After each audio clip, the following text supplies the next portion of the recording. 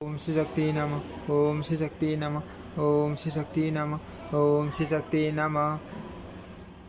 धर्मांध का दिग्विजय, उसका विवाह तथा उसकी शासन व्यवस्था। वशिष्ठ जी कहते हैं, राजा इस प्रकार मोहिनी के विलास से मोहित हुए राजा रुक्मांगद के 8 वर्ष बड़े बड़े सुख से बेटे नवम वर्ष आने पर उनके बलवान पुत्र धर्मांग ने मल्य पर्वत पर 5 विद्याधरों को परास्त किया और उनसे 5 मणियों को छीन लिया, जो संपूर्ण कामनाओं को देने वाली और शुभ कारक थी। एक मणि में यह गुण था कि वह प्रतिदिन कोटि कोटि गुना सुंदर सुरवन दिया करती थी, दूसरी लाख कोटि वस्त्राभूषण आदि दिया करती थी, तीसरी अमृत की वर्षा करती और बुढ़ापे में भी पुण्य नई जवानी ला देती थी, चौथी में यह गुण था कि वह सभा भवन तैयार कर देती और उसमें इच्छा अनुसार अन्न प्रस्तुत किया करती थी, पांचवी मणि आकाश में चलने की शक्ति देती और तीनों लोकों में भ्रमण करा देती थी। उन 500 मणियों को लेकर धर्मांध मन शक्ति से पिता के पास आए। राजकुमार ने पिता रुक्मान को और माता मोहिनी के चरणों में प्रणाम किया और उनके चरणों में 500 मणि समर्पित करके विनीत भाव से कहा, पिताजी, पर्वत श्रेष्ठ मल्य पर मैंने वैष्णव शस्त्र द्वारा 5 विद्याधरों पर विजय पाई है। नरश्रेष्ठ, वे अपनी स्त्रियों सहित आपके सेवक हो गए हैं। आप ये मणियाँ मोहिनी देवी को दे दीजिए, वे इनके द्वारा अपनी बाहों को विभूषित करेगी।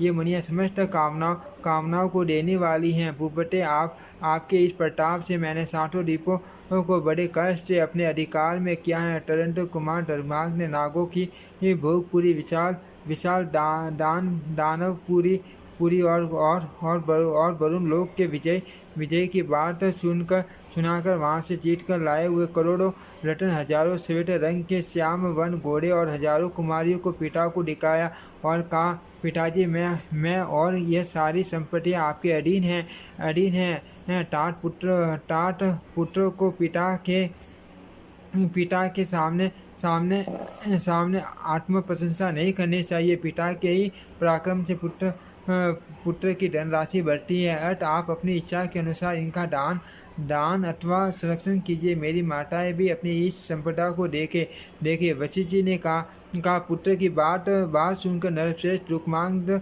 बड़े प्रसन्न हुए और अपनी प्रिया के साथ उठकर खड़े हो गए। उन्होंने वह सारी धन संपत्ति देखी।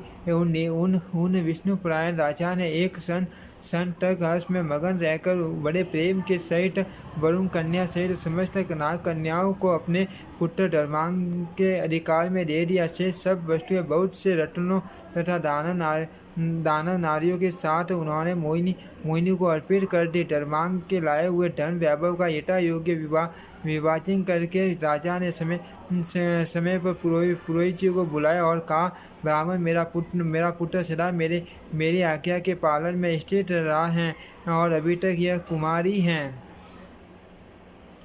अतः इन सब कुमारियों का यह धर्म प्रयोग पानी ग्रहण करे। धर्म की इच्छा रखने वाले पिता को पुत्र का विवाह अवश्य कर देना चाहिए। जो पिता पुत्रों को पत्नी और धन से स्वीकार नहीं करता, उसे इस लोक और परलोक में भी निंदित जानना चाहिए। अतः पुत्रों को स्त्री तथा जीवन निर्वाह के योग्य धन से संपन्न अवश्य कर देना चाहिए। राजा का यह वचन सुनकर पुरोहित जी बड़े प्रसन्न हुए और धर्मांग का विवाह कराने के उद्योग में लग गए।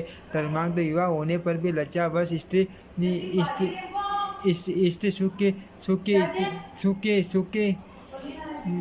सुख की इच्छा नहीं रखते थे, तथापि पिता के आदेश से उन्होंने उस समय स्त्री संग्रह स्वीकार कर लिया। तुरंत माँ बाप धर्मांग ने वरुण कन्या के साथ मनोहर नाग कन्याओं के साथ भी विवाह किया, जो पृथ्वी पर अनुपम रूपवती थी। शास्त्रीय विधि के अनुसार उन सब का विवाह करके धर्मांग ने ब्राह्मणों को धन रतन तथा गौओं का प्रसन्नतापूर्वक दान किया। विवाह के पश्चात उन्होंने माता और पिता के चरणों में हर्ष के साथ प्रणाम किया। तुरंत राजकुमार धर्मांग ने अपनी माता संध्यावली से कहा, देवी, पिताजी की आज्ञा से मेरा वैवाहिक कार्य संपन्न हुआ है। मुझे दिव्य भोगों तथा सर्वक से भी कोई प्रयोजन नहीं है। पिताजी की तथा आपकी दिन रात सेवा करना ही मेरा कर्तव्य है। संध्यावली बोली, बोली, बेटा आप दीर्घकाल तक सुखपूर्वक जीते रहो, पिता के प्रसाद से मन के अनुरूप भोगों का उपभोग करो, बस आप जैसे गुणवान पुत्र की द्वारा मैं इस पृथ्वी पर श्रेष्ठ पुत्र वाली हो गई हो और सब पत्नियों की हृदय में मेरे लिए उच्चतम स्थान बन गया है। ऐसा कहकर माता ने पुत्र को हृदय से लगाकर बार बार उसका मस्तक छूंगा। तत्पश्चात उसे उसे राजकाज देखने के लिए विदा किया। माता संध्यावली से विदा लेकर राजकुमार ने अन्य माताओं को भी प्रणाम किया और पिता की आज्ञा के अधीन रहकर वे राज्य शासन का समस्त कार्य देखने लगे। वे दुष्टों को दंड देते, साधु पुरुषों का पालन करते और सब देशों में घूम कर प्रत्येक कार्य की देखभाल किया करते थे। सर्वत्र पहुंचकर प्रत्येक मास में वहाँ के कार्यों का निरीक्षण करते थे। उन्होंने हाथी और घोड़ों के पालन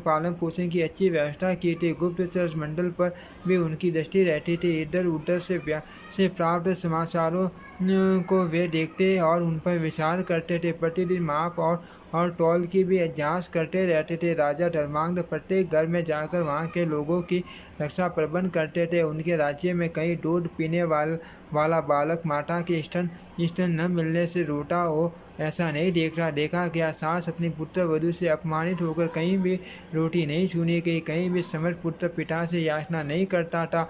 उनके राज्य भर में किसी के यहाँ वंशसंकर संतान की उत्पत्ति नहीं हुई। लोग अपना धन वैभव छिपा कर नहीं रखते थे।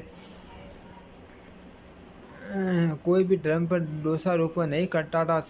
साधवा नारी कभी भी बिना सोली के नहीं रहती थी। उन्होंने ये घोषणा कराई थी कि मेरे राज्य में स्त्रियां घरों में सुरक्षित रहे, विधवा केस न रखावे और सौभाग्यवती कभी केस न कटावे, जो दूसरों को साधारण भर्ती जीवन निर्वाह के लिए अन्न आदि नहीं देता, वह निर्दयी मेरे राज्य में निवास न करे। दूसरों को सद्गुणों का उपदेश देने वाला पुरुष स्वयं सद्गुण शून्य हो और ऋत्वी यदि शास्त्र ज्ञान से वंचित हो वो तो वह मेरे राज्य में निवास न करे। जो नील का उत्पादन करता है अथवा जो नील के रंग से अधिकतर वस्त्र रंगा करता है, उन दोनों को मेरे राज्य से निकाल देना चाहिए। जो मदिरा बनाता है वह भी यहाँ से निर्वासित होने योग्य है। जो मांस भक्षण करता है तथा जो अपनी स्त्री का अकारण परित्याग करता है, उसका मेरे राज्य में निवास न हो। जो गर्भवती अथवा संघ प्रसूता युवती से समागम करता है,